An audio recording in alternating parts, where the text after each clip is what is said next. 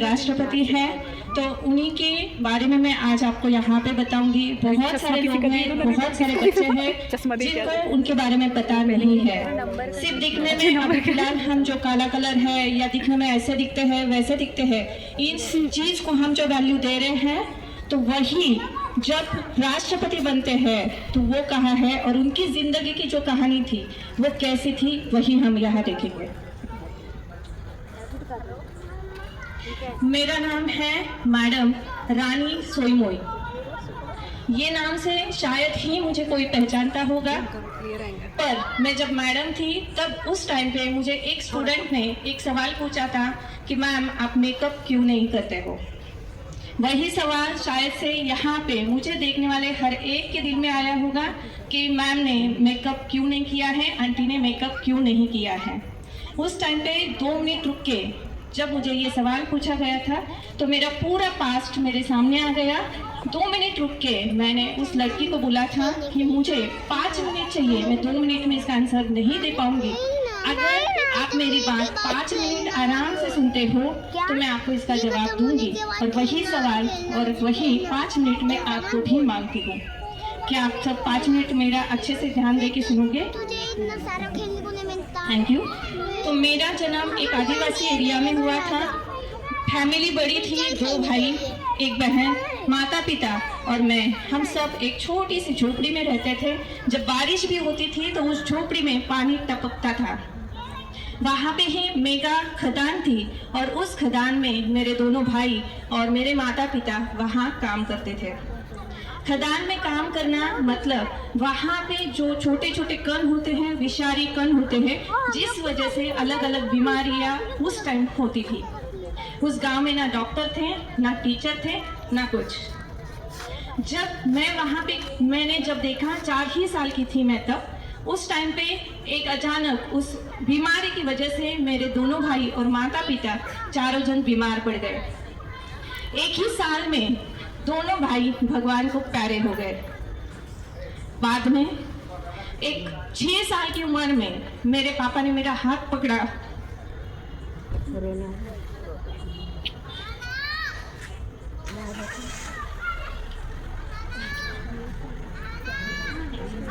तो हाथ पकड़ा और उन्होंने मुझे उस खदान में काम करने के लिए लेके गए, क्योंकि जो मेरे दोनों भाई थे वो पेट भर खाना नहीं मिला और जो बीमारी हुई उस वजह से जल बचे थे। खदान में काम करना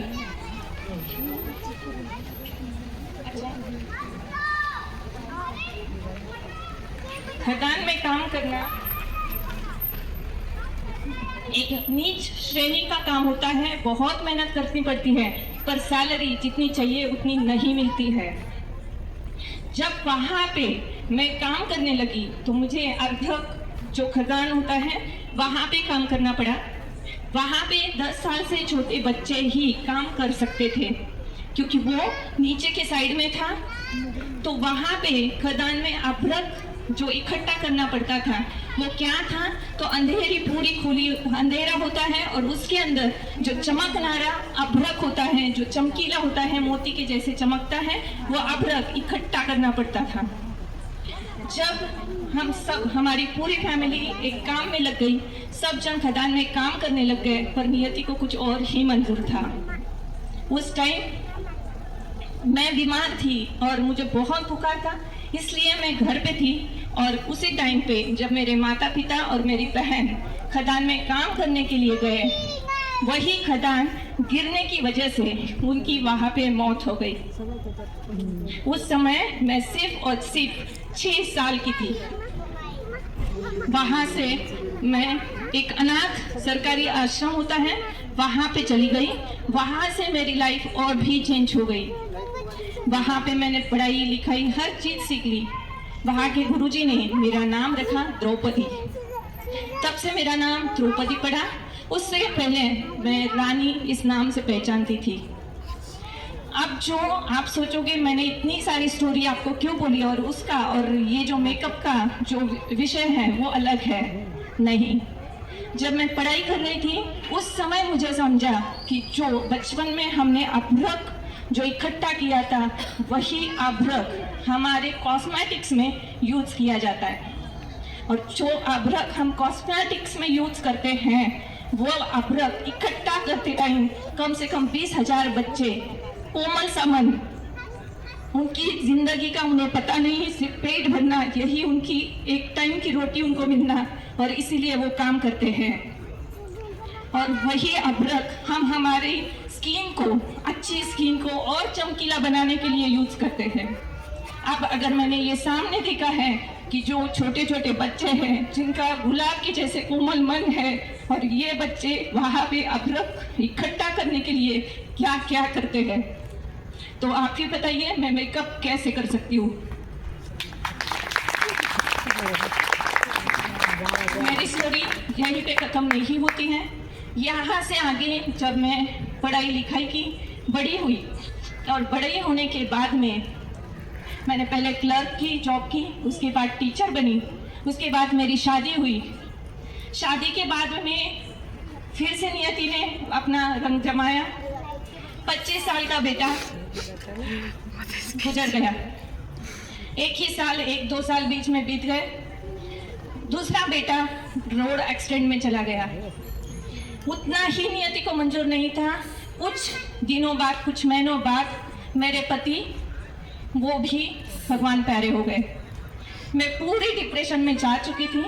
उसके बाद मैंने अध्यात्म का रास्ता चुना।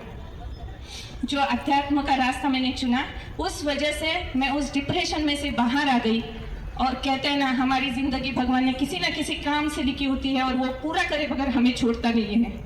सोचने की बात है, अगर वो छोड़ना ही रहता तो मैं भी उस कगार में मर चुकी होती है फैमिली के साथ में, पर उसने मुझे बचाया, क्योंकि आज मैं आप सबके सामने हूँ। उसके बाद जब मैंने अध्यात्म के रास्ते से मेरा डिप्रेशन थोड़ा सा कम किया, बाद में मैं राजनीति में गई। राजनीति में जाते टाइम मैं आमदार बनी, मंत्री बनी। वहाँ के पक्ष ने मुझे राज्यपाल बनाया, और अभी मैं भारत देश की पहली नागरिक महामहिम द्रौपदी मुर्मू आपके सामने हूँ।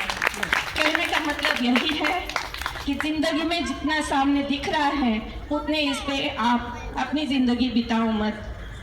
कलर कौन सा है, कपड़े कैसे पहने हैं, मुझे ये चाहिए, उसके पास ये है, मेरे पास ये नहीं है। चाहे बच्चे छोटे हो, चाहे बड़े हो, बूढ़े हो, ये सब के लिए है। हमें हमारी जिंदगी में ऐसा कुछ ना कुछ टारगेट रखना चाहिए कि हम हमारी जिंदगी में कुछ ना कुछ तो कर सकें।